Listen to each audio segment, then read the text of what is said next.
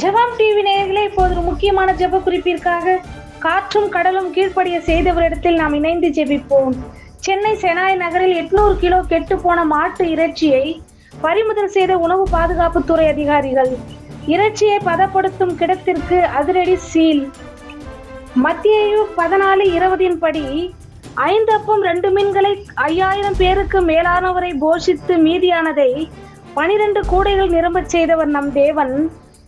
கெட்டுப்போன இறைச்சிகளை விற்பனை செய்யும் நபர்கள் சட்டத்தின் மூலம் தண்டிக்கப்பட்டு மனம் திரும்பும்படியாகவும், பண ஆசையால் இது போன்ற கெட்ட உணவுகளை கொடுத்து ஜீவனை எடுக்காமல் இருக்கவும் நாம் பாரத்தோடு ஜெபிப்போம்.